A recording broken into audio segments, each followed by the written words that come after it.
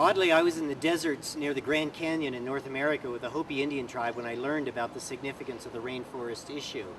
That was in the late 70s and early 80s. I started Rainforest Action Network, and for 17 years we have been battling the World Bank, the International Monetary Fund, the transnational logging companies, and to little avail. We have lost, in that time, we have lost most of Indonesia and Malaysia's rainforest. The island of Borneo is no longer the remote place with hunting and gathering tribes.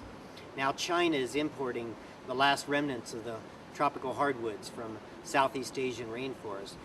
There are 4 great forests left on this planet, right?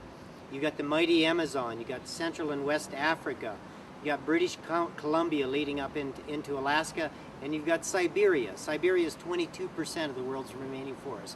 So we are down to 4 forests. I believe we will save between 50 and 70% of what's left. And then we're going to have 500 to 5,000 years to restore and regrow the world's rainforests. But that's the job we have to get done. David Brower used to say, trying to save a forest by nice logging is like trying to sober up by drinking martinis. There's a lot of attention to certified logging and sustainable logging, particularly in tropical rainforests. I say we need to leave all of the world's primary or old growth or ancient forests alone. We have taken too much. Much of China was once an old growth forest. It's gone. Virtually all of Europe was once an old growth forest. It's gone. You know, the sirens we hear in the background is the sirens of desperation at a world that's falling apart. You know, in North America, 98.3% of the old growth forests in the 48 states of the US, they're gone. So not another stick. We need to restructure the wood product sector of the global economy.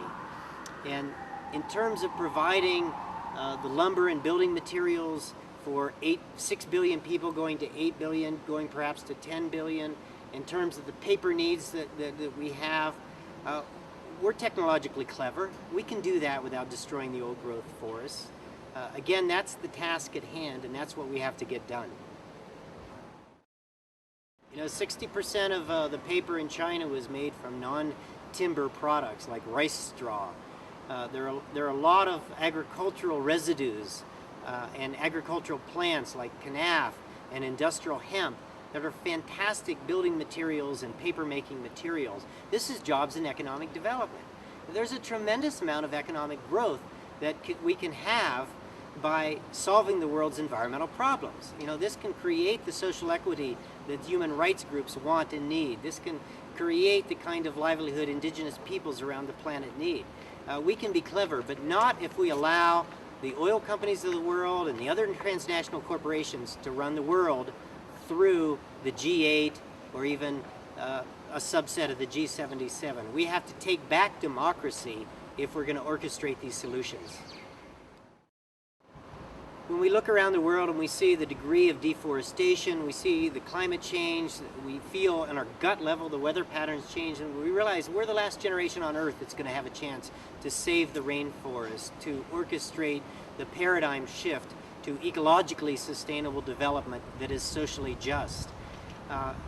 So to the young people out in the audience, there's reason for hope. We can make this paradigm shift, we can make this ecological U-turn, we can build an ecological utopia on this planet, and in many respects, we can do it within our lifetime. We could have, in 10 to 20 years, virtually all of our energy from renewable energy, all of our transportation shifting towards mass transportation, industrial agriculture replaced with organic agriculture that's soil building and not soil destroying. These are the components of the solution, so we have to get out there and do it.